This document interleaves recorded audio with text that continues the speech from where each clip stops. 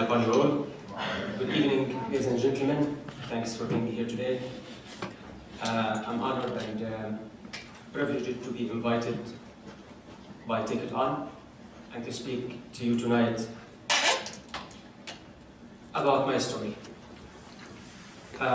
Before I start, I'd like to mention that I'm not a politician and I'm not a legal expert.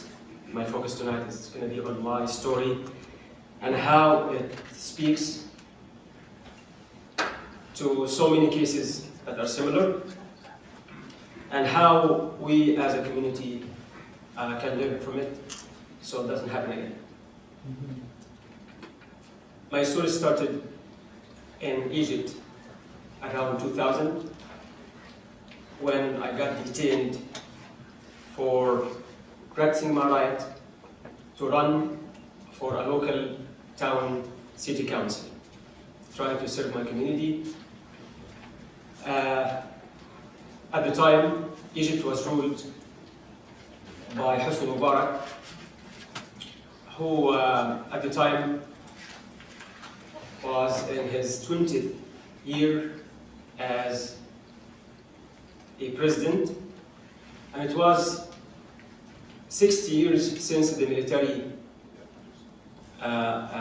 generals took power in Egypt. I got detained by the state security police, secret police, in their torture dungeons for 4 to 5 days, where I was tortured, and the main message was to stop being politically involved in anything, just remain silent and do what you need to do. In 2005, things happened again, and this time was because me protesting some of the government policies. 2010, a few months before the Egyptian people's peaceful movement, which was called later as the January 25th Egyptian Revolution, the Arab Spring, I was detained again in 2010 for signing and recruiting people to sign a petition asking Hosni Mubarak to make some constitutional reforms that can open the door for some political changes that can lead to some more freedom. We had the revolution in January 25th, 2011. And after that, I became a news producer, became a journalist, freelance journalist, working for some international televisions to cover the Arab Spring and what happened after of military coups in Egypt, Libya, and Yemen. My main work was focused on the Egyptian revolution as well as the Libyan revolution. I covered the two revolutions and I started making documentaries. This work as a journalist put me in trouble when the army leaders again came in July 2013, 1.5 years after our revolution, took power, stopped the political process, kidnapped the elected president, his cabinet, the members of the parliament, and everyone who was still loyal to the Egyptian revolution, mainly journalists. I was targeted because of my coverage to a bloody massacre named as Rab'a massacre. Happened in in August of 2013, when the security forces attacked a peaceful sit-in of people who demanded the army to go back and let the political change in Egypt take its course. They killed between 810, according to Human Rights Watch, and 2,800 people in 10 hours. According to other organizations, I was witness and I was part of it, and my life was saved miraculously. After that, we protested the military coup until March of 2014, when the pressure on protesters, especially journalists, was too much. My family begged me to leave the country as the security forces attacked my house twice, and I was hiding in some other place in order to be able to participate in these protests. I finally found a chance to come to Chicago to study filmmaking, a dream that I had for too long. I made documentaries during the Arab Spring, and I wanted to study media professionally. So it was a chance for me to come to Chicago to study for 5-6 months until things cools down in Egypt. And unfortunately, things got even worse. I arrived in Chicago on March 6, 2014. And before the end of March, the security forces attacked my house for the third time, but this time they vandalized everything and left me a message saying, "We will get you wherever you go." I left, I came to the United States planning to stay for 5-6 months, as I said, found myself stuck here, so I got advised to apply for political asylum. And of course, my case was a very strong case. It was 101 asylum eligibility. I had my asylum interview in 2017. The government took 3 years to study my case, and then found that I have solid grounds that qualified me to apply for asylum. After a long interview with an asylum officer at the Asylum Office of Chicago, I had to wait for another year. The government is looking into the documents and whatever I provided to prove that my life is at risk and I might face death, since the government put my name in more than an arrest warrant, accusing me of setting fire in one of the police stations that never stopped and working, and was just fake accusations, not only against me, against close to 400,000 Egyptians who faced this type of persecution. In June of 2018, the USCIS, the Department of Homeland Security, approved my asylum application, and I thought mistakenly that this country promised me a safe home. This was very temporary, as starting in September of 2018, I started getting stopped at every airport wherever I traveled in the US. I counted 21 flights. Every time I go to an airport to board a flight, I get stopped for what they called random additional screening, which means they have to check every single thing in my suitcases. There are certain things I can't fly with. Basically, anytime I wanted to fly, I have to be at the airport 3-4 hours before my flight.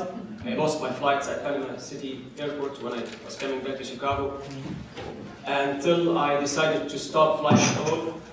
So much so that I prefer to drive last March from Cincinnati to Minnesota, 14 hours drive, better than getting into these situations. In 2021, of course this was unusual, I sought some legal advice. And I've been told this is normal for Muslims. There are so many lists that even Muslims can, sometimes non-Muslims, but of course the Muslims are the majority in these types of lists.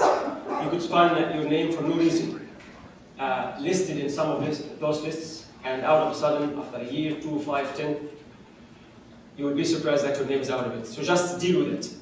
And I dealt with it until I got a job offer to work as a Muslim chaplain at the Department of Corrections in Oregon in March of 2021.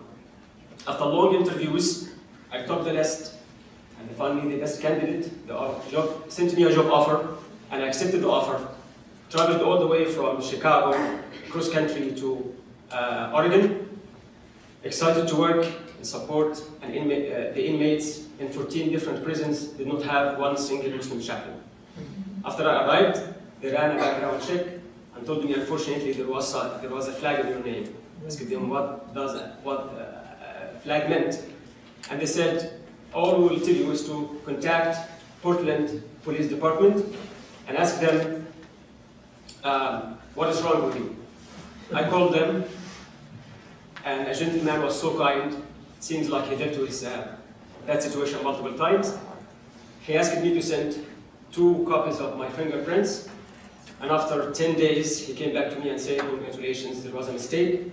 Your fingerprints were mistaken with someone else who probably had some issues with national security, so now we're cleared. And he contacted the Department of Corrections and asked them to hire me Then I stayed and worked. But this was not the end. A week or two later, they said we have to run another check, another clearance called Criminal Justice Information System, where I will have access to the information of the inmates so I can minister them or support them. When they ran the check, unfortunately another flag showed up, and then we were confused. The director of the program contacted every single agency that might have any issue. Unfortunately, everyone said we don't have anything against him, and we don't know where this flag came from. But he can stay, he can work, but he cannot have access to meeting inmates, counseling them, accessing any information. Well, that meant I could work in the kitchen. Yeah, I could work on the post office, but not doing my job as a chaplain. Of course, it didn't work out. The assistant of the governor of Oregon himself tried to find a solution, and for 6 months they could find nothing. And I had to accept Cincinnati Children's offer to move to Cincinnati, a decision that I will always appreciate. And I am so lucky that I accepted this offer because of what happened after that. I moved here, and then I worked at Northwestern University in 2021 before I got this job. One of the top 10 universities in the country. How can I be accepted here but not at the Department of Corrections? How can it be okay to work at Cincinnati Children, one of the top 10 in the country? No one knows what's happening, so I decided to figure out what is happening with me. I contacted a Muslim organization that works on providing legal service to everyone. It just has a Muslim name, but it works with everyone, Muslims and non-Muslims, called Muslim Legal Fund of America. And they said, unfortunately, you're one of 300,000 plus Muslims in what is called the FBI watch list. It means you're not dangerous, they don't have anything against you, but they just have some suspicions. Your name was found somewhere, somebody, some suspicious person might have your name in his contacts. Someone attended one of your Friday sermons and said something about you, but you're not a threat, but you could be. So we better put you on this list and try to restrain whatever work you do. Here's what I understood. How can I get out of this list? They said the only way is to sue the government. And of course, this was a terrible advice.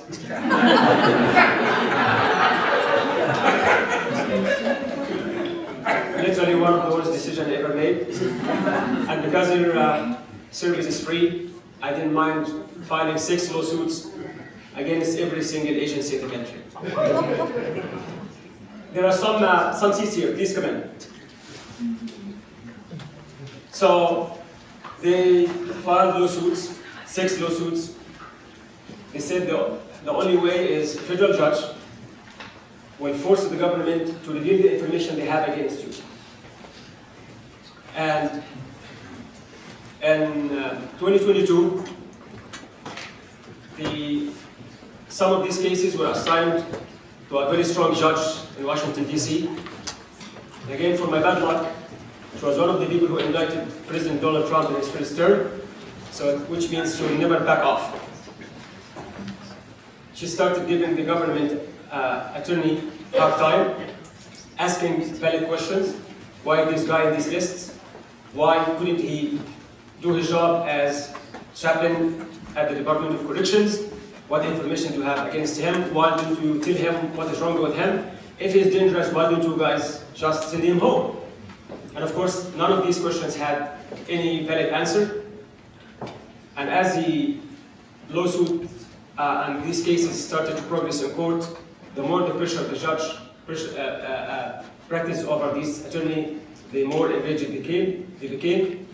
At the time, I applied for my green card 1 year after I was granted asylum, which is a normal process.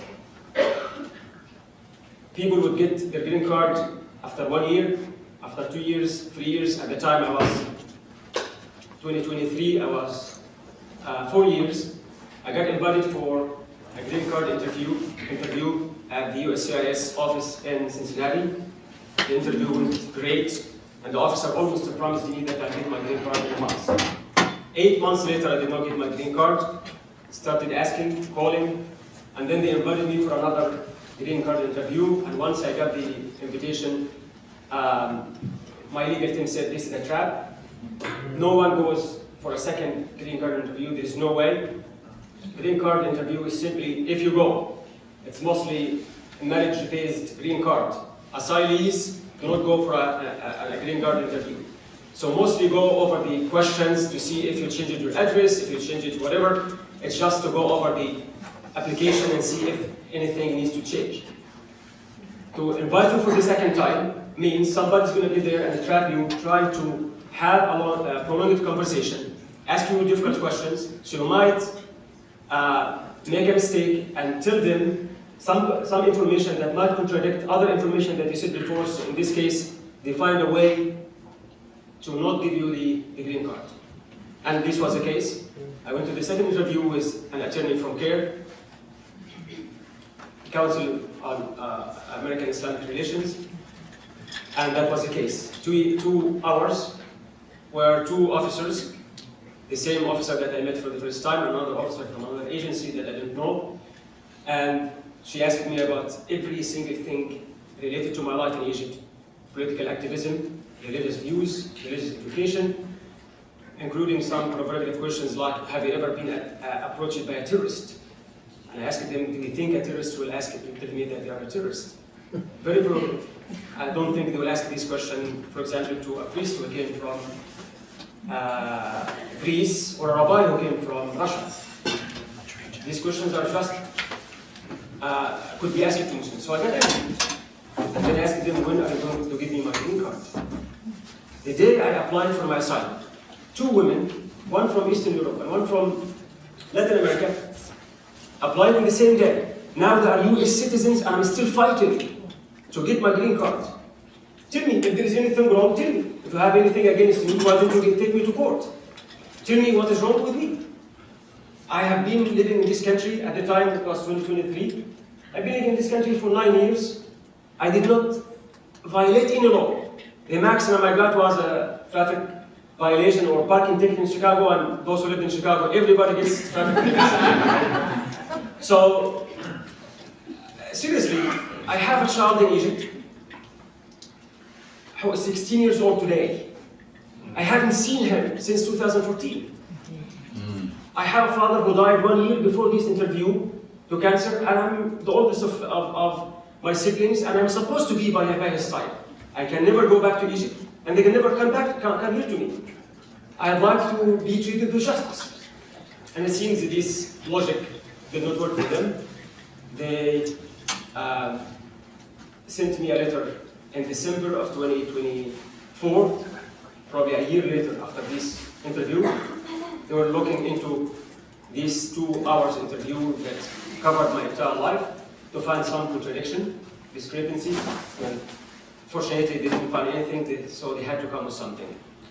While I lived in Egypt, I volunteered with the most reputable, respected, largest non-profit working in charity in Egypt. It's called the Jam'iyya Shar'iyya. They had at the time 1,100 chapters. I volunteered in my local chapter. Our job was mainly to get the orphans and cover them so they can have a decent life like everyone else. That was so simple, until they graduate college. And I sponsored 2 orphans myself, until I left Egypt, and then, unfortunately, when the life of my family became at risk, since the security forces kept coming back and forth, we have to stop. And then when I applied for my asylum, they would ask you if you're a member of any organization, religious, political, sport, whatever. So I wrote I was a member of this organization from this time to this time. And I was elected as a board member. As I stated that I was a member of the journalist syndicate in Egypt. And then when I went for my green card, I confirmed the same information. No contradiction. Then they said, some professor at the University of Wisconsin, wrote a paper after working in Egypt for 5-6 years covering the charity work and its relationship with politics, that some Egyptian political parties were taking advantage of some famous, respected organizations to use the charity work as a way to invite people to vote for them. This is legal in Egypt, and I think it is legal in the US. Nothing against the law. So basically what they said, in this paper, this professor said that the Muslim Brotherhood, who is the biggest Muslim organization in Egypt and in many countries in the Middle East, that actually was so powerful in Egypt, was so respected, that people voted for them at the presidential election. So the president was from the Muslim Brotherhood, the majority in the parliament and its two chambers were from the Muslim Brotherhood. Then they said, then when the military coup came, they designated the Muslim Brotherhood as a terrorist organization, and Egypt was the only country in the world to do so. So they said, and this was in December of 2013, so they were designated as a terrorist organization in 2013. I left Egypt in March of 2014. They said, your organization, not necessarily that branch, some members and some chapter collaborated with the political party of the Muslim Brotherhood in 2011, 2012. At the time when they were not designated as a Jewish organization, they were still legal. In doing what? In providing medical care to the needy people. Nothing of what they said is illegal. So they didn't tell me or know or decide the names of the people who represented my organization, the chapter they were from, the name of the chapter of the political party that they worked with, whom they provided the medical care to, and above all, nothing of that is illegal. And I do not actually understand why am I being part of this conversation. Do you have any evidence that I was a member of the Muslim Brotherhood? Said no. Do you have any evidence that I collaborated with them? They said no. They said, do you have evidence that I know these people that collaborated with them? They said no. They said, why am I in this conversation? And then what is happening after is, okay, what is my crime here? What is the charge? They said, you provided material support to a tier 3 undesignated terrorist organization. Something that needs, what do you mean? What is the material support that is provided? You were a board member, you gave your time to this organization. Which organization? Is that a terrorist organization? No. In Egypt, it is not. In the US, it is not. And then some of the members of the parliament in Egypt in 2014 tried to designate 1,100 organizations, Islamic, Christian, liberal, secularist, socialist, as terrorist organization in order to confiscate their money so the government would be able to cover their responsibilities towards the Egyptians.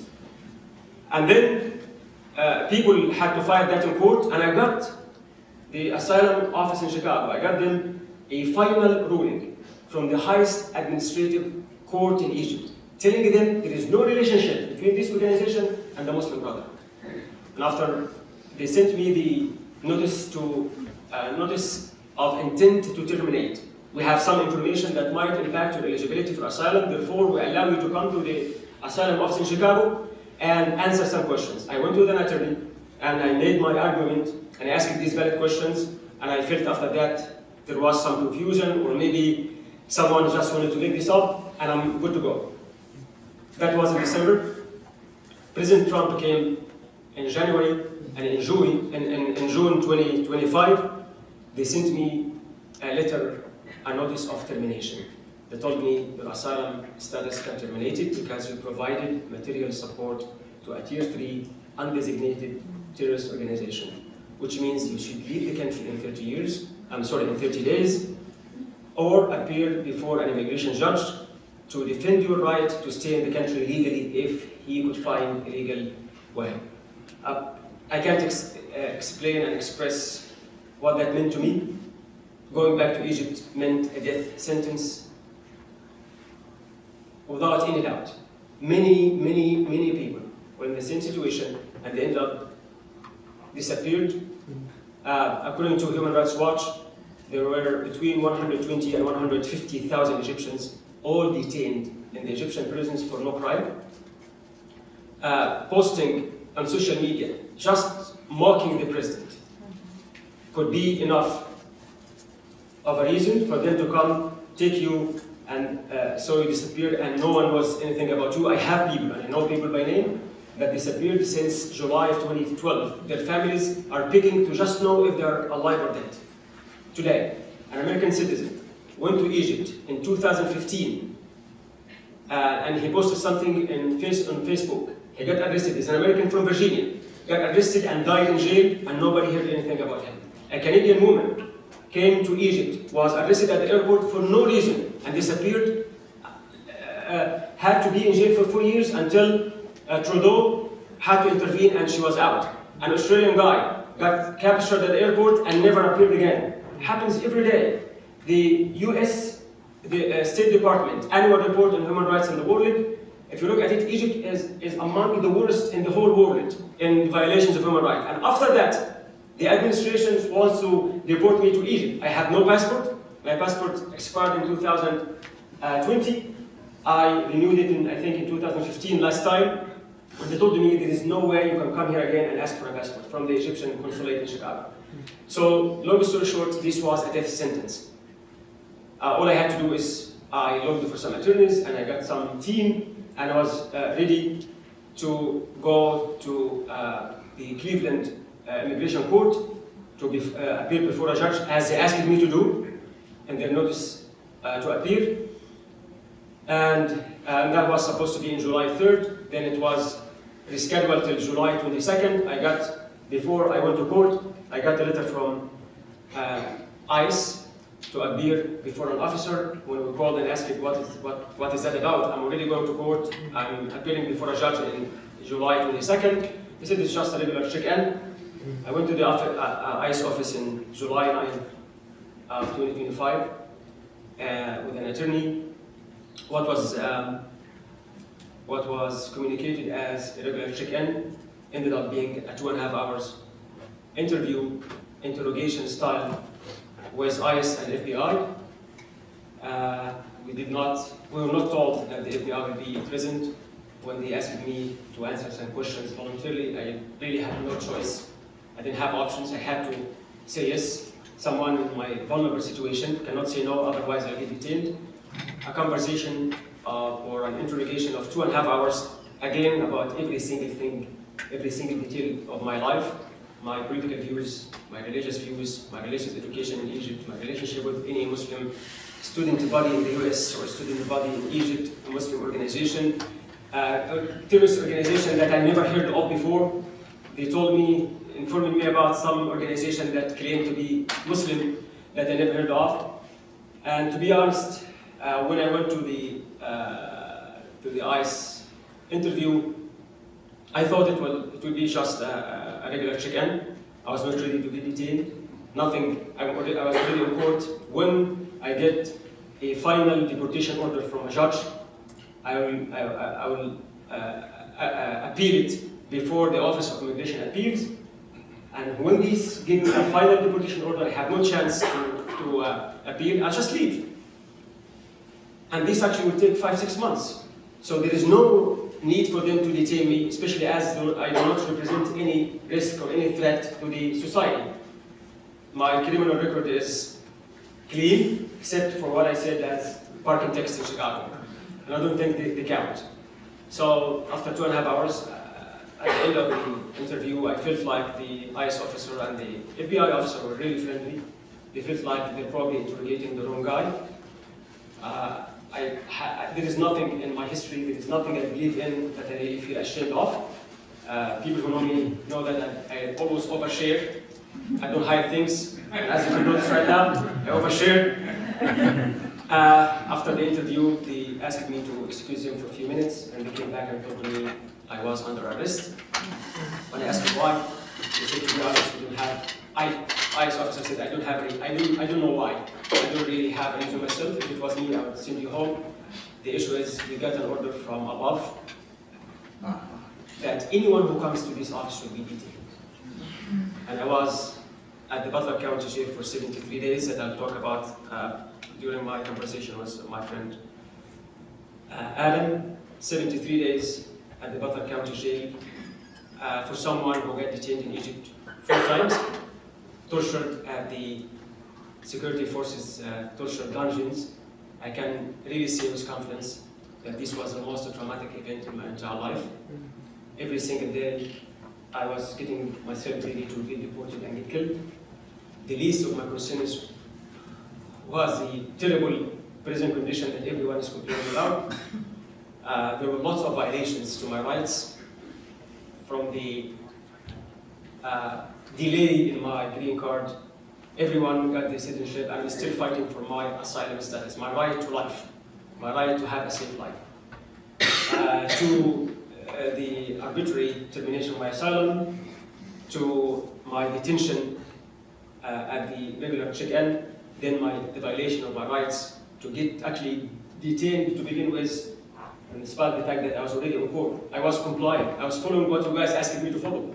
I followed the rules, the laws that you told me. This is the way to stay here. And thanks God, and thanks to my beautiful community that made me not regret coming to Cincinnati. Although it was really a decision that I thought was not the best at the time, but I will never forget that the community went out, spoke about me, protested, until my case became a national case. And as I was detained unexpectedly, I was also released unexpectedly. There are a lot of things in this country, you don't know why it happens. I'm glad the second one happened, and I got released on Friday, September 19th, that I considered as my rebirth, as my Catholic friends believe. I was reborn on that day, as I was really getting ready to be deported to Egypt. Thanks for listening to my story, and I'm here for if you have questions.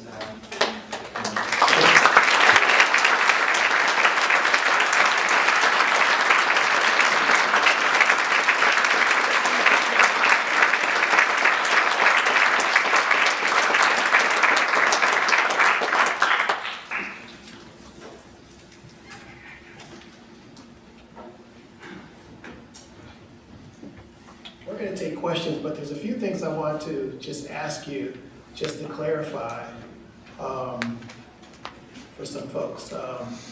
First of all, can you tell us the difference between being an asylum seeker and a refugee, one, and also the difference between having a green card and having a visa?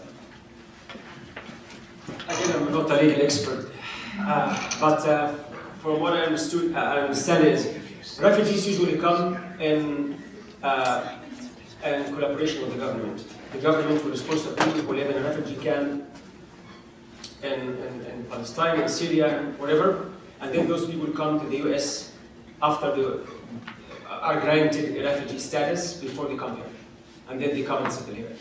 Asylees usually arrive in the country, and they have to apply within 1 year of their arrival on valid grounds of either being persecuted in the past or feeling persecuted if they were to go back to their own country. And this, if they're feeling persecution based on their ethnicity, their religious views, their political views, and this category is the most common in my case. We have attorneys here. Did I answer right? Oh, you guys all look like twins. Yeah, so refugees usually come from the country of origin or the refugee camps or whatever country they're at. The government is sponsoring them even before they leave the country, so they come here already know that they are refugees. Versus asylees, you could apply, but then you could also get rejected. I'm not granted asylum. What other question? Yeah. Green card means you are a permanent resident. Permanent resident means you don't have to be in any visa. If you are on a visa, like a religious visa or a professional visa, H or J visas, you are here for 2, 3, 4, whatever the length of the visa is, and you have to renew it. You need to have a sponsor.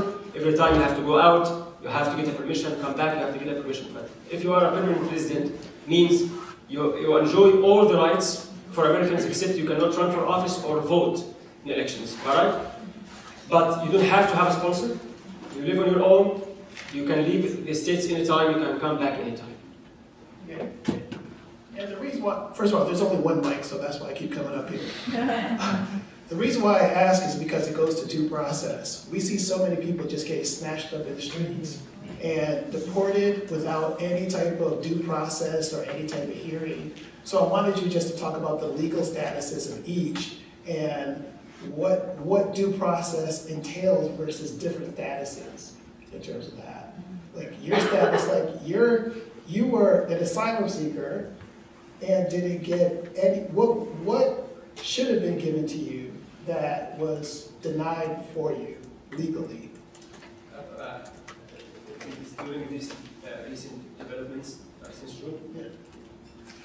So these are lots of questions, and again, they are legal issues. But what I can say is, in my particular case, one, my asylum got revoked against the law.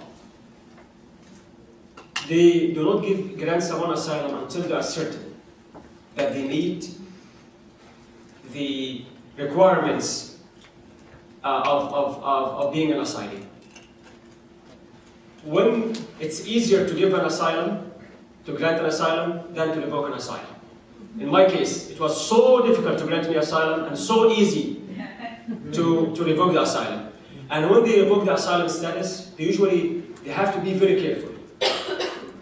If there is some suspicions, they have to be interpreted in the favor of the person, not against them. In my case, as I said, when you ask them, where is my place in all this story that you have been telling me? You're telling me someone collaborated with someone that we don't even name them, we don't have their names. By the way, when I said they cited an article written by a professor, we reached out to this professor and he was very angry. And he said, yeah, this is a lie. If they read my article, it says the exact opposite. Yes, and he was one of the expert witnesses that we invited to appear in court. My final immigration hearing was supposed to be in September 25th, and they released me in September 19th. 3 experts, when the government came to the first hearing in July 22nd, they changed the charges altogether. So they have been accusing me since December of 2024 of supporting terrorism, then until July of 2025. 8 months. They came out of a sudden in the first hearing and said we changed the charges, which means they couldn't find any supportive evidence that can support them in court, so they tried to find something else. And then said he is deportable. What do you mean he's deportable? Everyone in this country who is not a citizen is deportable. If you have something against them, if you committed a crime. So we reached out to this professor. They came up with 2 more papers. One of them written by a professor in Scotland. The other one is in France. And we reached out to the 3. And the 3 said we will appear in court and testify on your behalf. Because this is, and I'm quoting, they said, this is a distortion of our work. One of them said, this is a lie.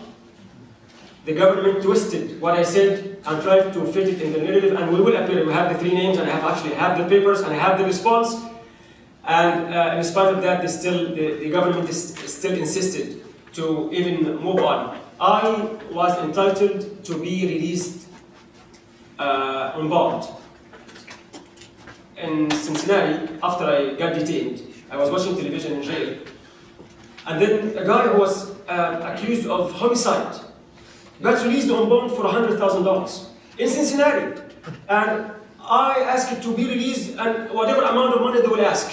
Then the government came and said, you are not entitled to get released on bond. And I asked why. They said because the court does not have jurisdiction. They even questioned the authority of the court to make a jurisdiction. And when I asked why, they said because there are 3 arrest warrants for you in Iraq, 2 of them for murder and 1 for terrorism. I've never been to Iraq. These people don't know what they're doing, or they're doing that in purpose in order to. So basically, the point that they made, they wanted to convince the court that the court did not have jurisdiction. And basically, they succeeded. And then I was denied my right to bond. And then after some of you here were attending these courts online, and I can see some faces. I asked the government attorney in one of the hearings, you guys accused me of murder and terrorism in Iraq. I never been to Iraq. And of course, we contacted the Iraqi embassy and asked them to contact the Department of Justice in Iraq and the Department of the police to see if they have anything against me. I didn't know. Maybe they working with the Iraqi government and fabricated some documents. And then they said, we have no criminal record for you. And when I faced the government attorney in court, they said, we're sorry, this was a mistake. We copy-pasted from someone's file. These are facts. And actually, Cincinnati Enquirer wrote about that. Fox 19, WLWT, WCBO9 News, Channel 12, all of them wrote about it. And of course, I'm so grateful for our media, the local media that kept my story alive. And everyone wrote about it. And then they said, well, we're sorry, it was a mistake. Copy, pasted. They copied some paragraphs from a file of a terrorist and put it in my file to deprive me from my right to bond. So basically, lots of violations. Even if I violated the law, I should be out on bond. We asked them to even download an app on my phone, tracking app. They do that with criminals. I'm okay, bought an app, but let me go out. Or have a tracking bracelet, whatever. They said, no, we stop doing that. You have to be in jail. And as I said, the officer told me, anyone who comes to the ICE office should be detained. This is the rule for them. Instead of everyone is entitled to due process. You have the right to go to court, to appear before a judge, and have make an argument. But unfortunately, all of those were not followed, and there was no due process in my case. Did I answer the question? Now, since we only have one mic, and I'm sure we have a lot of questions, can we have people line up here so that they can actually ask the question and we can maybe catch it in the microphone because it's being recorded? Those who want to ask questions, and while people are thinking about the question they want to ask, I want to ask you, you mentioned earlier that was the most traumatic situation you've ever had, surpassing what you experienced in Egypt. What sustained you? What spiritual practice sustained you? Why didn't you go crazy? I almost went crazy. I had to see a psychiatrist in jail for the first time of my life after they put me in solitary confinement. But I was very grateful that I always had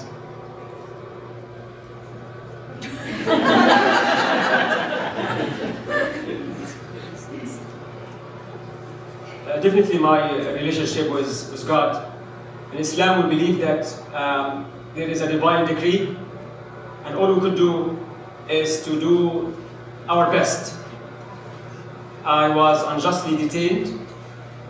What I could do then is to fight as much as I can. I hired legal experts, and it was a chance for me to reconnect with my faith, with my God. Definitely, I can't imagine myself surviving this experience without having God by my side, without connecting with God 5 times a day in my prayers, reading the Quran.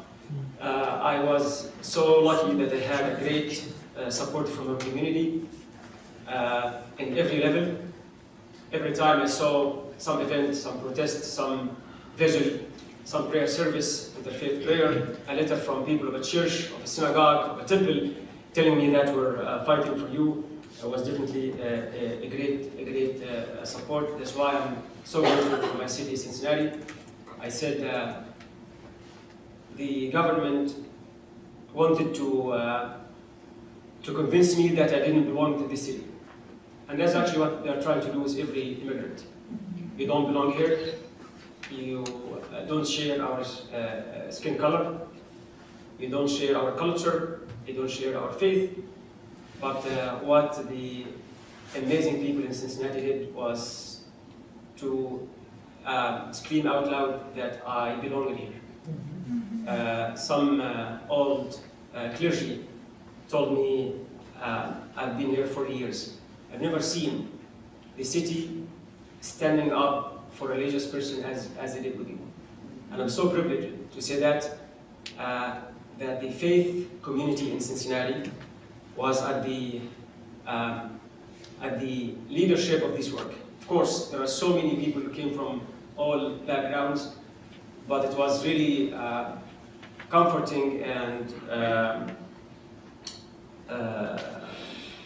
great to see that the people from all across the faith traditions. I got 760 letters of support inside jail. And if I told you how important that is for someone who was waiting to get deported and get killed, I thought about deportation and death every single day. And sometimes it is a kind letter for someone somewhere in this country telling me that we're fighting for you, we're praying for you, we're not gonna stop until you are released. That brought a lot of comfort and a lot of support and a lot of peace. So I'm grateful for the city, and I said, since the city told me and made me believe that I belong here, I'm not sure if, because of what this government did, I'm not really sure if I will ever feel safe again in the US, or if I will call America home, but I'm certain that I'll call Cincinnati home forever.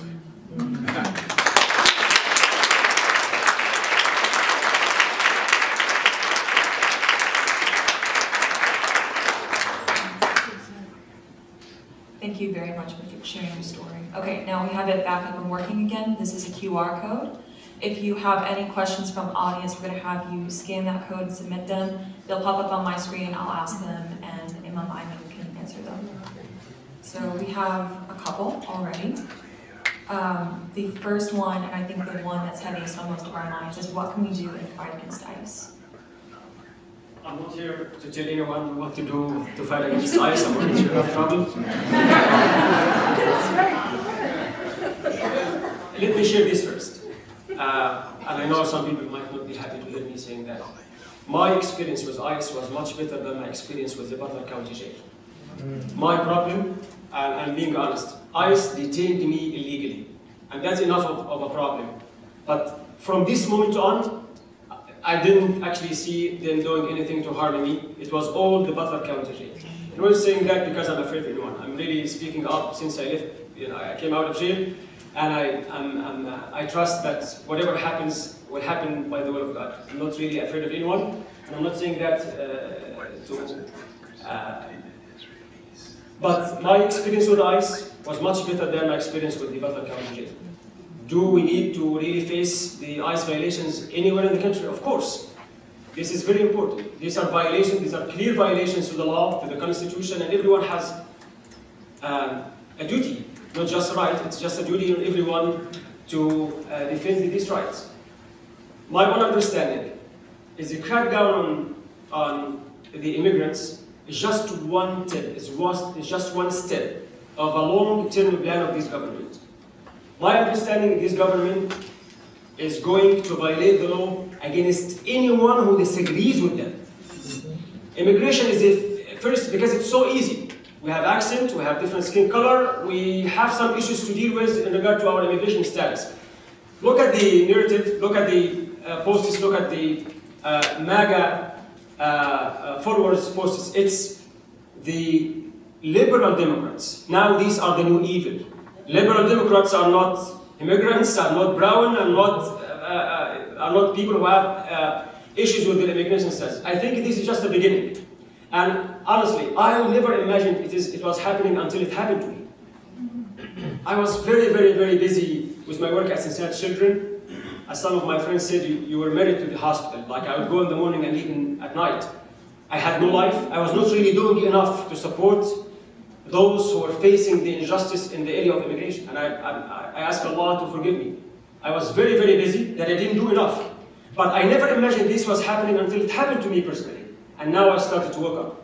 No, the violation against the immigrants is just one step. ICE detained 170 American citizens. According to the ProPublica magazine, this was, I think, until September, including 20 children. 2 of them had cancer. So it's happening against everyone. I think the first step is immigration, after that freedom of speech. You know, it will touch everyone. So everyone is really,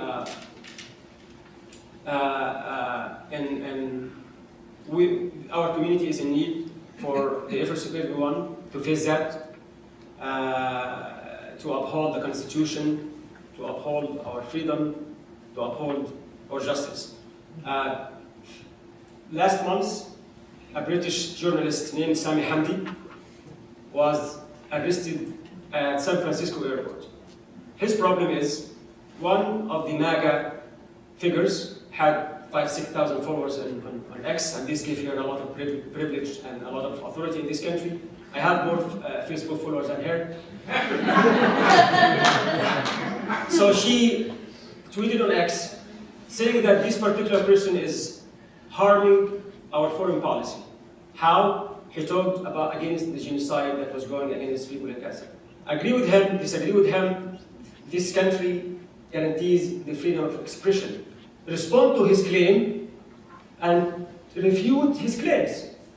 Then she said, I'm traveling to DC and I'm meeting with X and Y and Z in this agency in order to deport him. And the man was arrested at the airport and was detained for 18 days in ICE detentions.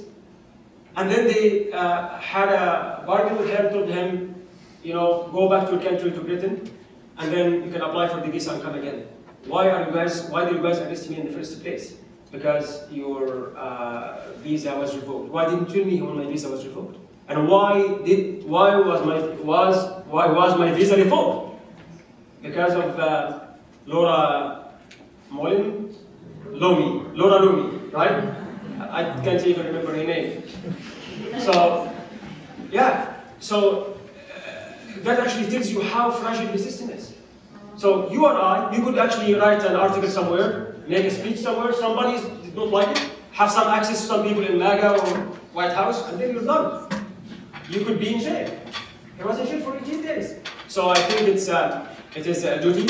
It is very important that we all speak up, we all be more involved in defending our Constitution, our freedom, and the justice system. America is known as the country of the free. I don't think it is anymore. No. And this lack of freedom will impact everyone. And there is no way that things will be back where people enjoy their full freedom until everyone speaks up.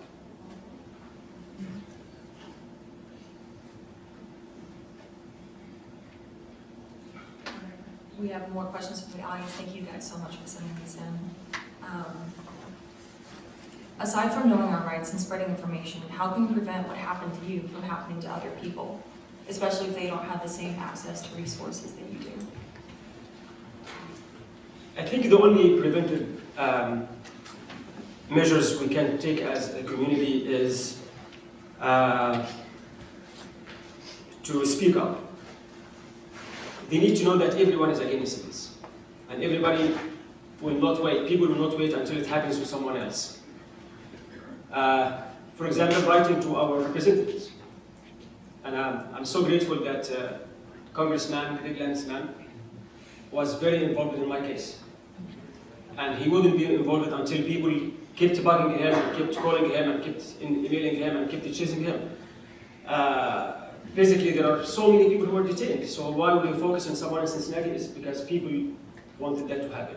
People should contact the senators that you guys elected. People need to protest. People need to raise their voice. During the No King's Day, 7 million Americans showed up. And I'm sure things changed in the election that took place 2 weeks ago. The country is shifting because of that. Everybody should speak. Do what you can. There are elections coming next November, and people have to be ready for that. And I think once the government realizes that people are shifting and people are not going to vote for these violations anymore, I think they will respect the law and they will respect the Constitution.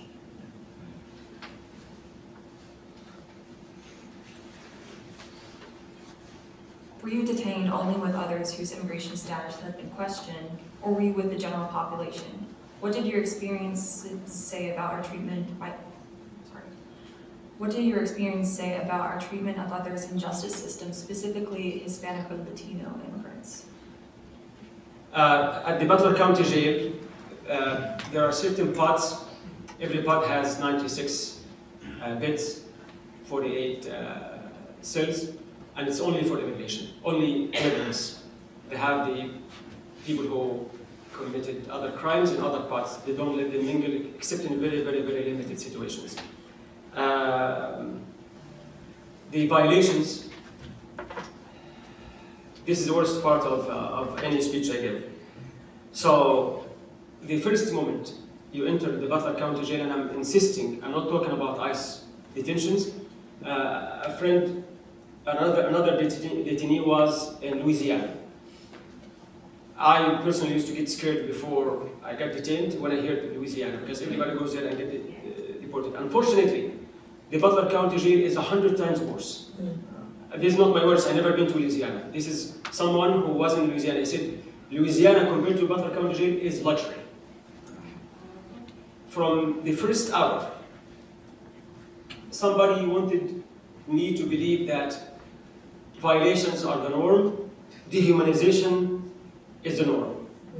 I was left, and I keep repeating that every time a television reaches out to the Butler County Sheriff and he lies or he is misinformed. I used to think that he is misinformed, but he kept repeating the same lies, and he said the officers are not wearing parka, the officers are sitting outside in the offices and it's 70 degrees, and I'm stuck for 13 hours in a cold, freezing room. Everybody's talking about that. If you read the New York, there was a video on me at the New York Times today.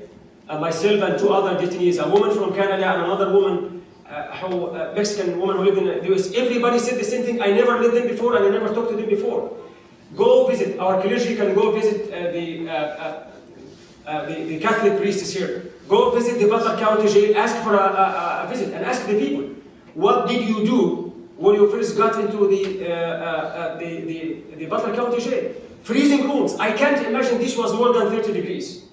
And in order to torture you, they would force you to take off the cloth, your jacket, your shirt, just stay with a t-shirt in a freezing room for 13 hours. 12, 14 people are having an open toilet and asking you to use the toilet in front of everyone else. Why would you do that to someone? You guys have a toilet outside the room. And I used it when I kept insisting. After 5 hours, they allowed me to use it. Why didn't you allow me to use it first time I asked it? Why do you dehumanize people to that limit? What is the point? What is your message? It's to tell you that you should be broken and you never raise your voice again. We tell you what should happen. And then I kept hitting the door until they allowed me to use the bathroom after 5 hours. There is no other way to deal with this cold except I kept jumping in air and exercise so I can keep myself warm. Literally freezing. Then after they took us, after 13 hours, they took us to a room to put on the jail cloth. Take off your cloth and put on the jail cloth. They took me with 2 other gentlemen from Mexico. And the same officer that I kept knocking on the door and telling him to let me out to use the bathroom, he kept looking at me and mocking me and said, you have to use the one inside. I said, why? How can I use the bathroom in front of 12 people? And he would mock me.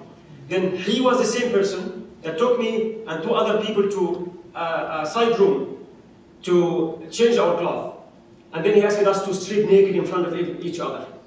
And then I said, that is so weird. Why is it? Why do you want to humiliate us? There is a screen wall at the end of the room.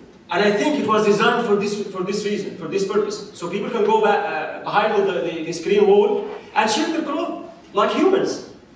And he said, no, you have to sleep naked in front of each other, in front of me, right now, right here. And said, there is no power in this world that can force me to take off my clothes in front of you or anyone who had made these pervert orders. Why do you do that? Why do you dehumanize people? What is the point? I'm not questioning whether I'm here legally or illegally. Even if I killed 100 people, I still deserve it to be respected. There is some punishment for killing people.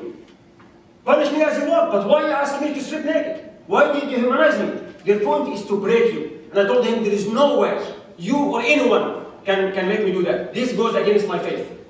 And I can never do that. And unfortunately, the two vulnerable Mexicans had to strip naked in front of all of us. Yes, and he listened to me and I had to go change. After that, for every single day, 19 hours a day, the jail is literally like this hole, and then we have small boxes inside this box. I never seen the sun for 73 days. Never had a fresh air for 73 days. I never ate a raw vegetable or fruit for 73 days.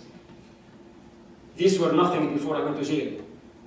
Seeing humans that are not wearing stripes was a big thing. When people came to visit me, they used to visit me through a video conference. I would be very happy when I see Chaplain Adam wearing a jacket. Finally saw someone who was not wearing stripes. And telling me, some friends came to me, visit me, and brought some fruits just to show me the fruits on video. Or walk on the park and take some pictures for the trees, and I almost forgot. And it's only 73 days. I saw people who were there for 180 days in this particular place. And they told me they met someone in Louisiana who was there for 18 months. Why don't we send these people home? So 19 hours a day. You're only out for 4 hours, 45 minutes. 19 hours, 15 minutes a day.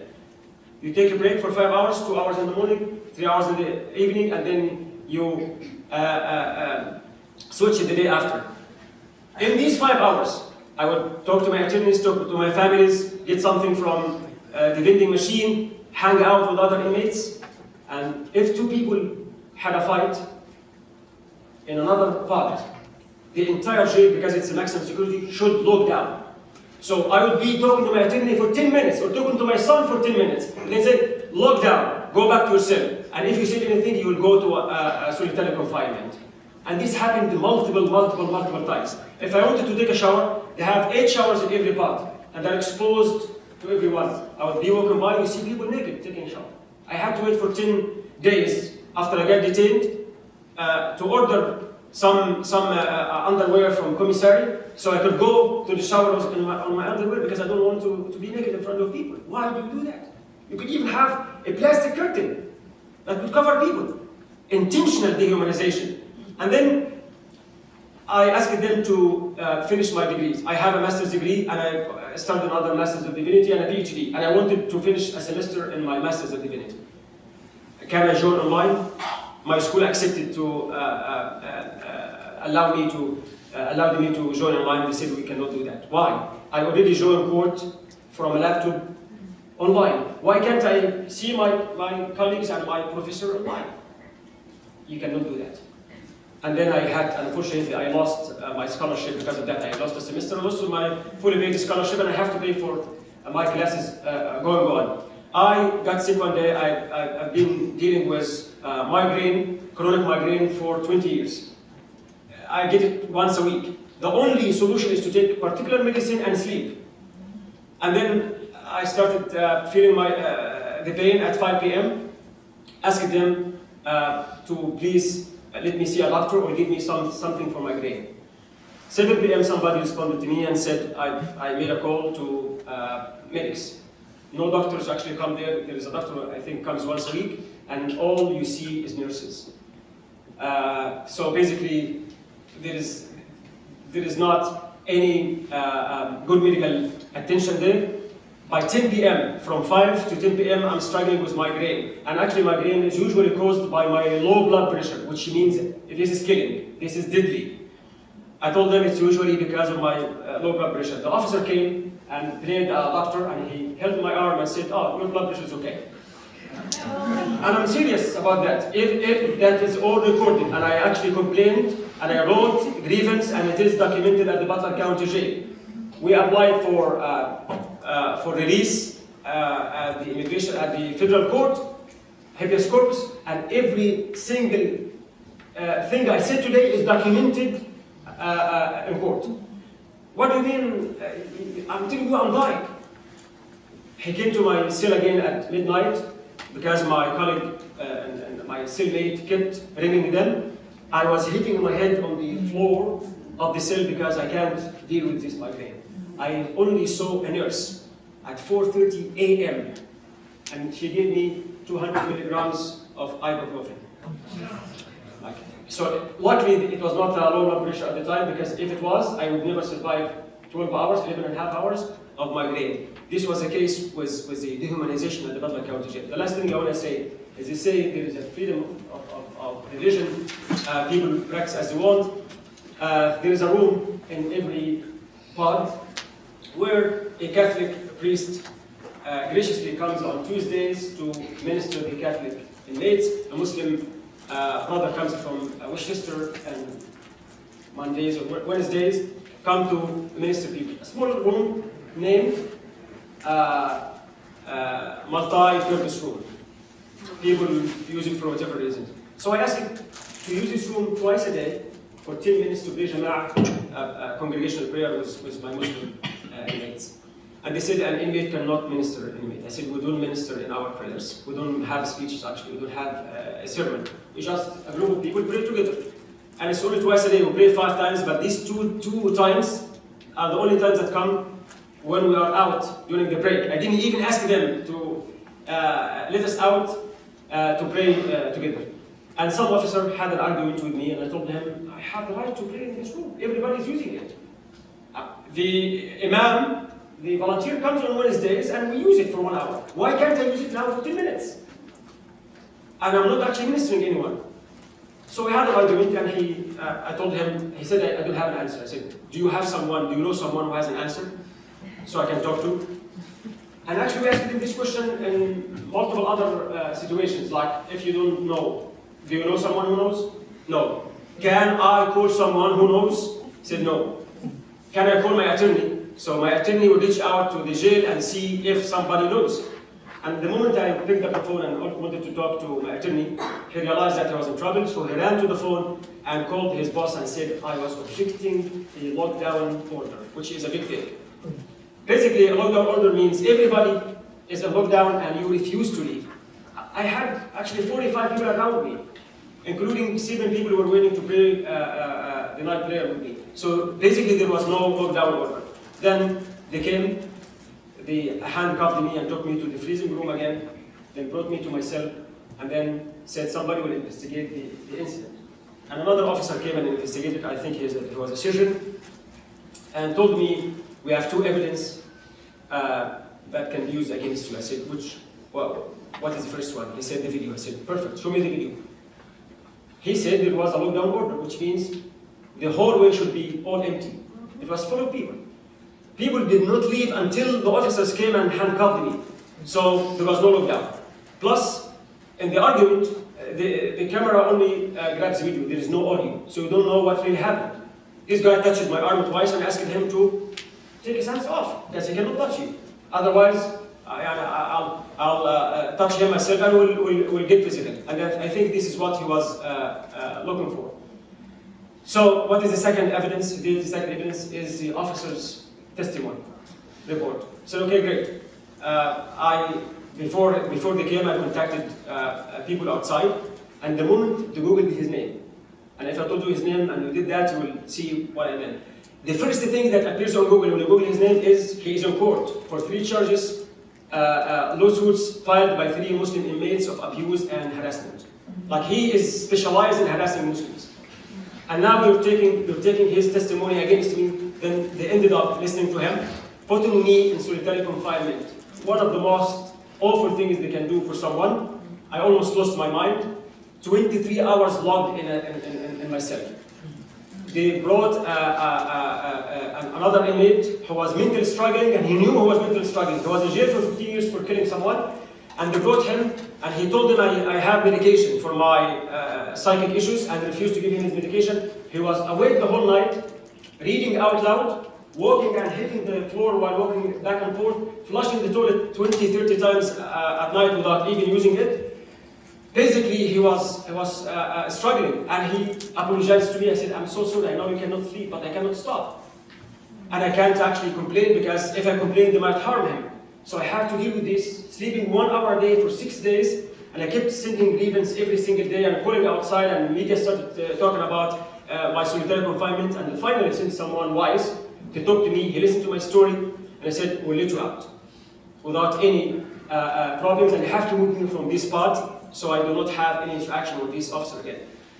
And again, what I'm saying is, this was the least of the concerns. And I'm sure, because of the media attention, there are lots of things that they have to watch out before doing to me. I'm sure there were other inmates that did not have that big public support and the media coverage that would probably face more consequences.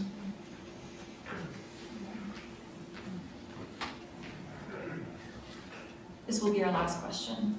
What message would you want to share with people who are currently living in fear of deportation or have family members in the Butler County Jail specifically? And what action items can you ask of people who are outside of the Butler County Jail? For the first ones, I honestly don't know. I don't know what to tell them. I'm out of jail and I'm still in fear. And I'm being completely honest. I'm not safe. I don't think anyone who is not a citizen is safe. Even citizens, people are afraid to speak up. And it's a very terrifying time, so I really don't know what to tell them, except that I'm going to pray for them and ask people to pray for them. I ask God to comfort their hearts and give them strength and peace. It's really terrifying to live in these circumstances. I think I was lucky because I was not thinking too much before I got detained, and I did not expect to be detained when I went there. I don't know if I saw all these videos that came from Chicago, from Portland, from Los Angeles before I got detained. I don't really know if I could survive this. You know, I went to the ICE office, I would say 90% sure that I'll go home. That's why things were easy for me. When I hear my colleagues at Cincinnati Children's Hospital telling me the number of immigrant patients that comes to the hospital, the ED decreased significantly, which means there are some families that are terrified to leave their homes even if their kids needed medical attention at Children's Hospital. I don't really know what to tell them. All I would say is just to pray for them. As for the community, I think I've said enough. We are actually stronger when we are together. I think it is a moral obligation beside being a religious obligation, a human obligation for us to speak up. I'm not asking anyone to violate the law, but we need to use the legal means. And luckily, this country has a lot of legal means, a lot of peaceful legal means that we could all use in order to make sure that people are safe. I'm so happy to see in the past few days my Catholic brothers, priests from all over Illinois. They did not stay at their church on Sundays to pray for the vulnerable, which is very important. They put their faith in action. They were at the forefront. And I'm so proud, and I wish I was with them. I really wish I was with them. Unfortunately, I cannot go there, otherwise I'll get detained again. And I'm still waiting for my green card. 2 months now. I thought things would be much easier. I pray things go well, and the wise people who ended up releasing me will think wisely and give me my green card. I was so happy to see my Catholic brothers and sisters standing at the forefront. And I saw them being beaten and taken to jail because that is what their faith is teaching them. That is what humanity is teaching us. And I was so happy that after I got released, I met a friend who identified as an atheist. and they know that I always respected people's choices, and we remain friends. So Islam does not ask us to kill the atheists or the infidels. She said, I kept praying for you. And I said, what happened? And she said, to be honest, when I saw I always hated religion, organized religion, because religious people were always coward. They kept asking you to do whatever, and we never saw them, we never seen them showing up. But I saw these clergy were actually leading your protesters, so I started feeling better, so I was praying for you. I think it's a human obligation, it is a moral obligation for us to stand up. All of us have immigrant neighbors. Please check on them, see if they need something from the grocery store. At the north side, on the Facebook page, a public Facebook page, some people posted saying, when the government shutdown impacted people at SNAP and food stamps and stuff, some immigrants who needed that couldn't actually go out even to the pantries, to the local pantries to get some food. So they asked some people to go and give them some food. I wouldn't be surprised that you and I will have some neighbors who live nearby who cannot go to the grocery store to get something to eat. So please check on them, participate in any legal way, any peaceful way you can. We're lucky in Cincinnati and in Ohio, Northern Kentucky, that we have lots of organizations that are involved and active in defending the rights of the immigrants, like Immigrants Dignity, Ignite Peace, Ohio Immigrants Alliance, Undivided, many more organizations. Please try to contact them and see what you can help. Your participation does not necessarily mean you hold your phone and run after ICE and make videos. Not everyone can do that. But there are lots of ways we can support and help us. Does anyone have any other question? Yes, she said that was the last one. Can I get a quick round of applause for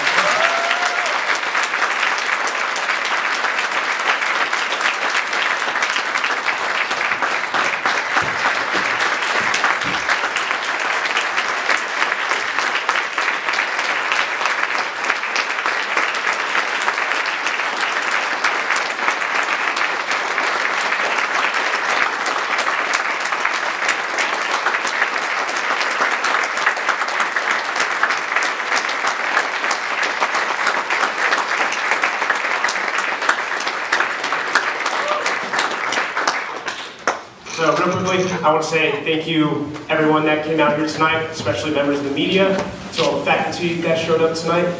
We really appreciate seeing some of the leaders in our Xavier community out.